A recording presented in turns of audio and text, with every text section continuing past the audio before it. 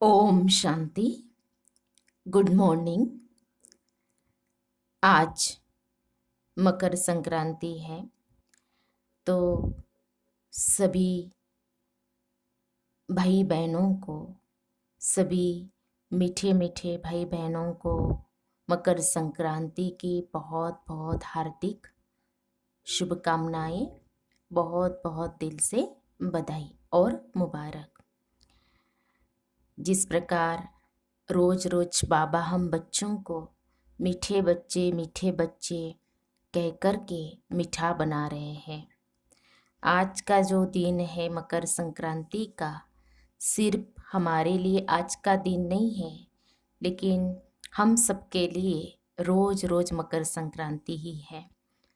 क्योंकि रोज बाबा हम बच्चों को ज्ञान की ऐसी मीठी बातें बताते हैं और वह बातें हम अपने जीवन में धारण करते हैं। तो जैसे तिल और गुड़ दिया जाता है ना, तो गुड़ माना सबसे मीठा जो सैक्रीन है वो है शिव बाबा। और तिल कौन है? तो हम सभी आत्माएं। और बाबा ने हम सभी आत्माओं को अपने ही जैसा बना करके एक समान बना दिया है। तो सभी आत्माएं, हम बच्चे एक पिता के संतान, हम सभी एक पिता से अटैच हैं। और इसीलिए गुड़ शिव बाबा और सभी आत्माएं जैसे तिल, सभी जैसे कि एक ही सूत्र में सभी बंधी हुई है। तो इसका ही यादगार मकर संक्रांति। तो मकर संक्रांति की सभी को बहुत बहुत दिल से हार्दिक फिर से शुभकामनाएं। और इसका आध्यात्मिक जो रहस्य है वो आप सभी यूट्यूब पे जरूर सुनना। अभी हम सुनते हैं प्यारे बाबा के मधुर महावाक्य, ईश्वरीय महावाक्य। आज 14 जनवरी 2021 और आज सतगुरुवार है। तो सतगुरुवार के दिन हम सभी सतगुरु बाबा के सतवचन सुनते हैं। आज बाबा कहते हैं, मीठे बच्चे, बाप तुम्हें जो पढ़ाई पढ़ाते हैं वह बुद्धि में रख सबको पढ़ानी है। हर एक को बाप का और सृष्टि चक्र का परिचय देना है। बाबा ने कहा, मीठे बच्चे, तुम्हें जो पढ़ाई पढ़ाते हैं, बाप तुम्हें जो पढ़ाई पढ़ाते हैं वह बुद्धि में रख सबको पढ़ानी है। हर एक को बाप का और सृष्टि चक्र का परिचय देना है। आज की मुरली में प्रश्न है, आत्मा सतयुग में भी पार्ट बजाती और कलयुग में भी, लेकिन अंतर क्या है? आत्मा सतयुग में भी पार्ट बजाती और कलयुग में भी, लेकिन अंतर क्या है? उत्तर है, बाबा ने कहा, सतयुग में जब पार्ट बजाती है तो उसमें कोई पाप कर्म नहीं होता है। हर कर्म वहाँ अकर्म हो जाता है क्योंकि रावण नहीं है। फिर कलयुग में जब पार्ट बजाती है तो हर कर्म विकर्म वह पाप बन जाता है क्योंकि यह विकार है। अभी तुम हो संगम पर, तुम्हें सारा ज्ञान है। ओम शांति। अब यह तो बच्चे जानते हैं कि हम बाबा के सामने बैठे हैं। बाबा भी जानते हैं बच्चे हमारे सामने बैठे हैं। यह भी तुम जानते हो, बाप हमको शिक्षा देते हैं जो फिर औरों को देनी है। पहले पहले तो बाप का ही परिचय देना है क्योंकि सब बाप को और बाप की शिक्षा को भूले हुए हैं। अभी जो बाप पढ़ाते हैं यह पढ़ाई फिर 5000 वर्ष बाद मिलेंगी। यह ज्ञान और कोई को है नहीं। मुख्य हुआ बाप का परिचय। फिर यह भी समझाना है हम सब भाई भाई है। सारी दुनिया की जो सब आत्माएं हैं सब आपस में भाई भाई है। सब अपना मिला हुआ पार्ट इस शरीर द्वारा बजाते हैं। अब तो बाप आए हैं नई दुनिया में ले जाने के लिए। जिसको स्वर्ग कहा जाता है। परंतु हम सब भाई पतित थे, एक भी पावन नहीं। सभी पतितों को पावन बनाने वाला है ही एक बाप। यह है ही पतित, विकारी, भ्रष्टाचारी रावण की दुनिया। रावण का अर्थ ही है 5 विकार स्त्री में, 5 विकार पुरुष में। बाबा बहुत सिंपल रीति समझाते, तुम भी ऐसे समझा सकते हो। तो पहले पहले यह समझाओ, हम आत्माओं का वह बाप है, हम सब ब्रदर्स है। पूछो यह ठीक है? लिखो, हम सब भाई भाई है, हमारा बाप भी एक है। हम सब सोल्स का वह है सुप्रीम सोल, उनको फादर कहा जाता है। यह पक्का पक्का बुद्धि में बिठाओ तो सर्वव्यापी आदि पहले निकल जाए। अल्फ पहले पढ़ना है, बोलो यह अच्छी रीति बैठ लिखो। आगे सर्वव्यापी कहता था, अब समझता हूँ कि सर्वव्यापी नहीं है, हम सब भाई भाई हैं। सब आत्माएं कहती है गॉड फादर, परम पिता। पहले तो यह निश्चय बिठाना है कि हम आत्मा है, परमात्मा नहीं है। न हमारे में परमात्मा व्यापक है, सब में आत्मा व्यापक है। आत्मा शरीर के आधार से पार्ट बजाती है, यह पक्का कराओ। अच्छा, फिर वह बाप सृष्टि के आदि मध्य अंत का ज्ञान भी सुनाते हैं। और तो कोई भी जानते नहीं कि इस सृष्टि चक्र की एज कितनी है। बाप ही टीचर के रूप में बैठ समझाते हैं। लाखों वर्ष की तो बात ही नहीं, यह चक्र अनादि एक्यूरेट बना बनाया है, इसको जानना पड़े। सत्युग त्रेता पास्ट हुए, नोट करो, उसको कहा जाता है स्वर्ग और सेमी स्वर्ग, जहाँ देवी देवताओं का राज्य चलता है। वह 16 कला, वह 14 कला। धीरे धीरे कलाएं कम होती जाती है। दुनिया पुरानी तो जरूर होंगी ना। सत्युग का प्रभाव बहुत भारी है, नाम ही है स्वर्ग हेवन, नई दुनिया, उसकी ही महिमा करनी है। नई दुनिया में है ही एक आदि सनातन देवी देवता धर्म। पहले बाप का परिचय, फिर चक्र का परिचय दिया जाता है। चित्र भी तुम्हारे पास है निश्चय कराने के लिए। यह सृष्टि का चक्र फिरता रहता है। सत्युग में लक्ष्मी नारायण का राज्य था, त्रेता में राम सीता का। यह हुआ आधा कल्प, 2 युग पास्ट हुए। फिर आता है द्वापर कलयुग। द्वापर में रावण राज्य, देवता वाम मार्ग में चले जाते हैं तो विकार की सिस्टम बन जाती है। सत्युग त्रेता में सब निर्विकारी रहते हैं, एक आदि सनातन देवी देवता धर्म रहता है। चित्र भी दिखाना है, ओरली भी समझाना है। बाप हमको टीचर बन ऐसे पढ़ाते हैं। बाप अपना परिचय खुद ही आकर देते हैं, खुद कहते हैं मैं आता हूँ पतितों को पावन बनाने। तो मुझे शरीर जरूर चाहिए, नहीं तो बात कैसे करूँ। मैं चैतन्य हूँ, सत हूँ और अमर हूँ। आत्मा सतो रजो तमो में आती है, आत्मा ही पावन और पतित बनती है। इसलिए कहा जाता है पतित आत्मा, पावन आत्मा। आत्मा में ही सब संस्कार है। पास्ट के कर्म व विकर्म का संस्कार आत्मा ले आती है। सतयुग में विकर्म होता ही नहीं, कर्म करते हैं, पार्ट बजाते हैं, परंतु वह कर्म अकर्म हो जाता है। गीता में भी अक्षर है, अभी तुम प्रैक्टिकल में समझ रहे हो, जानते हो। बाबा आया हुआ है पुरानी दुनिया को बदलने, नई दुनिया बनाने। जहाँ कर्म अकर्म हो जाते हैं उसको ही सतयुग कहा जाता है। और फिर जहाँ सब कर्म विकर्म होते हैं उसको कलयुग कहा जाता है। तुम अभी हो संगम पर। बाबा दोनों तरफ की बात समझाते हैं। सत्युग त्रेता तो है पवित्र दुनिया, वहां कोई पाप होता नहीं। जब रावण राज्य शुरू होता है तब ही पाप होते हैं, वहां विकार का नाम नहीं होता। चित्र तो सामने है, राम राज्य और रावण राज्य। बाप समझाते हैं यह पढ़ाई है, बाप के सिवाय और कोई नहीं जानता। यह पढ़ाई तो तुम्हारी बुद्धि में रहनी चाहिए। बाप भी याद आता है, चक्र भी बुद्धि में आ जाता है, सेकंड में सब याद आ जाता है। वर्णन करने में देरी लगती है। इनके 3 फाउंटेन है। झाड़ ऐसा होता है, बीज और झाड़ सेकंड में याद आ जाएंगे। यह बीज फलाने झाड़ का है, ऐसे इनसे फल निकलता है। यह बेहद का मनुष्य सृष्टि रूपी झाड़ कैसे है, इनका राज तुम समझाते हो। बच्चों को सारा समझाया है। आधा कल्प डिनाइस्टी कैसे चलती है, फिर रावण राज्य होता है, तो जो सतयुग त्रेतावासी है वही द्वापरवासी बनते हैं। झाड़ वृद्धि को पाता रहता है।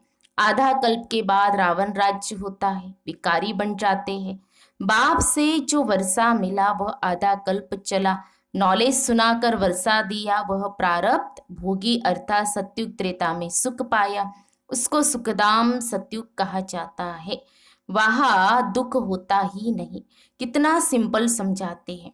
एक को समझाते हो या बहुतों को समझाते हो तो ऐसे अटेंशन देना है। समझता है, हाँ हाँ करता है, बोलो, नोट करते जाओ। कोई शंका हो तो पूछना। जो बात कोई नहीं जानता वह हम समझाते हैं। तुम कुछ भी जानते नहीं हो, पूछेंगे फिर क्या। बाबा तो इस बेहद झाड़ का राज समझाते हैं।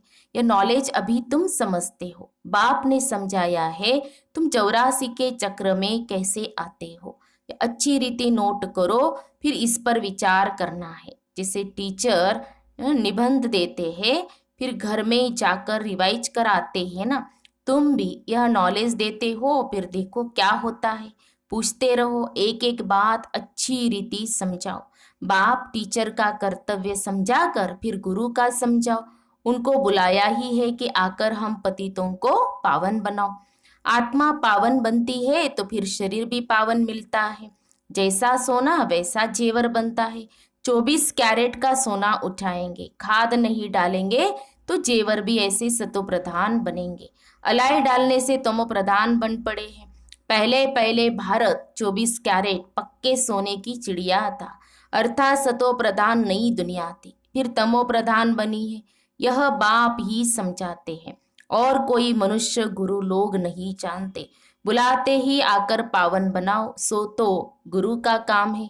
वानप्रस्थ अवस्था में मनुष्य गुरु करते हैं। वाणी से परे स्थान तो है इन कार्पोरियल वर्ल्ड, जहाँ आत्माएं रहती है। यह है कार्पोरियल वर्ल्ड, वो निराकारी दुनिया इन कार्पोरियल वर्ल्ड, और यह है कार्पोरियल वर्ल्ड साकारी दुनिया। दोनों का यह मेल है। वहां तो शरीर है नहीं, वहां कोई कर्म नहीं होता। बाप में तो सारी नॉलेज है। ड्रामा प्लान अनुसार उनको कहा ही जाता है नॉलेजफुल। वह चैतन्य सत चित आनंद स्वरूप होने के कारण उनको नॉलेजफुल कहा जाता है। बुलाते भी है, हे पतित पावन नॉलेजफुल शिव बाबा। उनका नाम सदैव शिव ही है। बाकी आत्माएं सब आती है पार्ट बजाने, तो भिन्न भिन्न नाम धारण करती है। बाप को बुलाते हैं परंतु उनको कुछ भी समझ नहीं रहती। जरूर भाग्यशाली रथ भी होगा जिसमें बाप प्रवेश कर तुमको पावन दुनिया में ले जाए। तो बाप समझाते, मीठे मीठे बच्चों, मैं उनके तन में आता हूँ जो बहुत जन्मों के अंत में है। पूरा 84 जन्म लेते हैं, भाग्यशाली रथ पर आना पड़ता है। पहले नंबर में तो है श्री कृष्ण, वह है नई दुनिया का मालिक। फिर वही नीचे उतरते हैं, गोल्डन से सिल्वर, कॉपर, आयरन एज में आकर पड़ते हैं। अभी फिर तुम आयरन से गोल्डन बन रहे हो। बाप कहते, सिर्फ मुझ अपने बाप को याद करो। जिसमें प्रवेश किया है उनकी आत्मा में तो जरा भी नॉलेज नहीं थी। इनमें मैं प्रवेश करता हूँ, इसीलिए इनको भाग्यशाली रथ कहा जाता है। नहीं तो सबसे ऊंच तो यह लक्ष्मी नारायण है।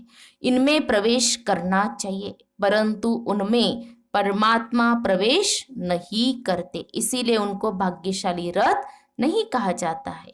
रथ में आकर पतितों को पावन बनाना है तो जरूर कलयुगी तमो प्रधान होगा ना। खुद कहते हैं, मैं बहुत जन्मों के अंत में आता हूँ। गीता में भी अक्षर एक्यूरेट है। गीता को ही सर्व शास्त्रमयी शिरोमणि कहा जाता है। तो सभी शास्त्रों से भरी हुई और शिरोमणि सबसे ऊंच, शास्त्रों से भरपूर शिरोमणि है ना, तो सबसे ऊंच। इस संगम युग पर ही बाप आकर ब्राह्मण कुल और देवता कुल स्थापन करते हैं। बहुत जन्मों के अंत में अर्थात संगम युग पर ही बाप आते हैं। बाप कहते, मैं बीज रूप हूँ। कृष्ण तो है सत्युग का रहवासी, उनको दूसरी जगह तो कोई देख न सके। पुनर्जन्म में तो नाम रूप देश काल सब बदल जाता है, फीचर्स ही बदल जाते हैं। पहले छोटा बच्चा सुंदर होता है, फिर बड़ा होता है, वह फिर शरीर छोड़ दूसरा छोटा लेता है। बाबा कहते ये बना बनाया खेल ड्रामा के अंदर फिक्स है। दूसरा शरीर लिया तो उनको कृष्ण नहीं कहेंगे। उस दूसरे शरीर पर नाम आदि फिर दूसरा पड़ेगा। समय, फीचर्स, तिथि, तारीख आदि सब बदल जाता है। वर्ल्ड की हिस्ट्री, ज्योग्राफी हू बहू रिपीट कहा जाता है। तो यह ड्रामा रिपीट होता रहता है। सतो रजो तमो में आना ही है। सृष्टि का नाम, युग का नाम सब बदलते रहते हैं। अभी यह है संगम युग। मैं आता ही हूँ संगम पर। मैं तुमको सारी दुनिया की हिस्ट्री, ज्योग्राफी, सत्य बताता हूँ, आदि से लेकर अंत तक, और कोई भी जानता ही नहीं। सतयुग की आयु कितनी थी यह पता न होने कारण लाखों वर्ष कह देते हैं। अभी तुम्हारी बुद्धि में सब बातें हैं। तुम्हें अंदर में यह पक्का करना है कि बाप बाप टीचर सदगुरु है, जो फिर से सतो प्रधान बनने के लिए बहुत अच्छी युक्ति बताते हैं। गीता में भी है, देह सहित देह के सब धर्म छोड़ अपने को आत्मा समझो, वापिस अपने घर जरूर जाना है। भक्ति मार्ग में कितनी मेहनत करते हैं भगवान पास जाने के लिए। वह है मुक्ति धाम, कर्म से मुक्त। हम इन कार्पोरियल दुनिया में जाकर बैठते हैं। पार्टधारी घर गया तो पार्ट से मुक्त हुआ। सब चाहते हैं हम मुक्ति पाए, मोक्ष तो किसको मिल न सके। यह ड्रामा अनादि अविनाशी है। कोई कहे यह पार्ट आने जाने का हमको पसंद नहीं, परंतु इसमें कुछ कर न सके। यह अनादि ड्रामा बना हुआ है। एक भी मोक्ष पा नहीं सकते। वह सब है अनेक प्रकार की मनुष्य मत। यह है श्रीमत, श्रेष्ठ बनाने के लिए। मनुष्य को श्रेष्ठ नहीं कहेंगे, देवताओं को श्रेष्ठ कहा जाता है। उड़ों के आगे सब नमन करते हैं तो वह श्रेष्ठ ठहरे ना।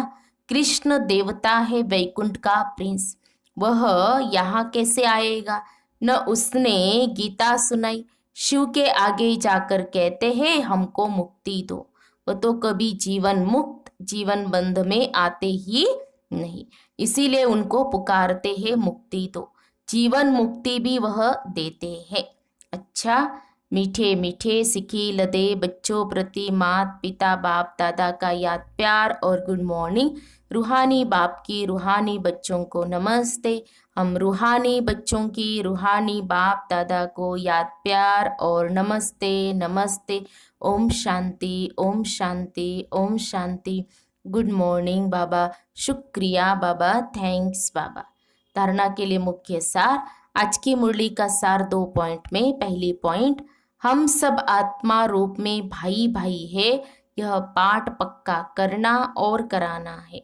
अपने संस्कारों को याद से संपूर्ण पावन बनाना है। दूसरी पॉइंट, 24 कैरेट सच्चा सोना सतो प्रधान बनने के लिए कर्म अकर्म विकर्म की गुह्य गति को बुद्धि में रख अब कोई भी विकर्म नहीं करना है।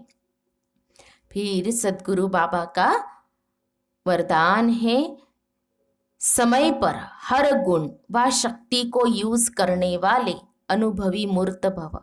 समय पर हर गुण व शक्ति को यूज करने वाले अनुभवी मूर्त भव। स्पष्टीकरण है, ब्राह्मण जीवन की विशेषता है अनुभव।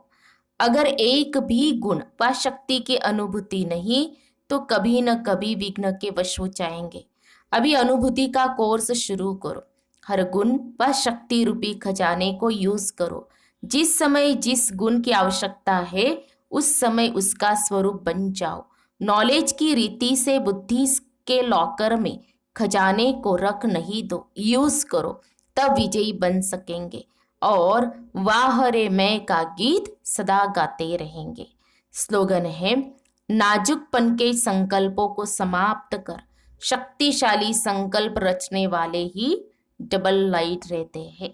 नाजुकपन के संकल्पों को समाप्त कर शक्तिशाली संकल्प रचने वाले ही डबल लाइट रहते हैं। तो हम सब ने सुने हमारे मीठे प्यारे बाबा के मधुर महावाक्य, सतवचन सुने, ईश्वरीय महावाक्य, प्यारे बाबा की मीठी मुरली। तो आज बाबा ने हम बच्चों को कहा कि बच्चे तुम्हें पढ़ाई पढ़नी भी है और औरों को पढ़ानी भी है, बाप का परिचय देना है। और बाबा ने कहा कि आत्मा सतयुग में भी पाठ बजाती, कलयुग में भी बजाती, लेकिन उसमें अंतर क्या है ये प्यारे बाबा ने हम बच्चों को बताया कि सतयुग में आत्मा जो भी पार्ट बजाती करती है तो उसमें कर्म अकर्म होता है, कलयुग में भी कर्म बन जाते हैं। ये बाबा ने हम बच्चों को बताया, क्योंकि सतयुग में रावण होता ही नहीं और कलयुग में रावण माना 5 विकार है। और फिर सारा दिन बाबा ने जो वरदान में कहा कि हर गुण हर शक्ति को क्या करना है, हमें उसको यूज़ करना है, तो अनुभवी मूर्त बन जाएंगे। फिर तो समय पर हर गुण और शक्ति जो है उसको यूज़ करना है।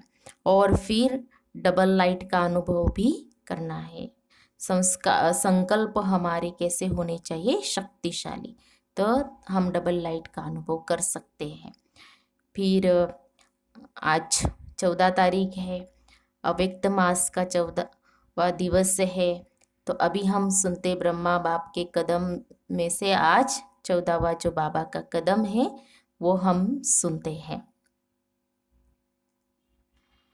परोपकारी के साथ साथ बाल ब्रह्मचारी। ब्रह्मा बाप सदा परोपकारी बनकर रहे, साथ साथ इस मर्जीवा जीवन में सदा आदि से अंत तक बाल ब्रह्मचारी बनकर रहे। ब्रह्मचारी जीवन अर्थात ब्रह्मा समान पवित्र जीवन, जिसको ब्रह्मचारी कहो या ब्रह्माचारी कहो, इसमें आदि से अंत तक अखंड बनो। किसी भी प्रकार की पवित्रता अर्थात स्वच्छता खंडित न हो, तब पूजनीय बनेंगे। इसे ही फॉलो फादर कहते हैं। अच्छा, आज सद्गुरुवार है, तो सद्गुरुवार के दिन प्यारे बाबा को भोग भी लगेगा। ओम शांति, ओम शांति, ओम शांति।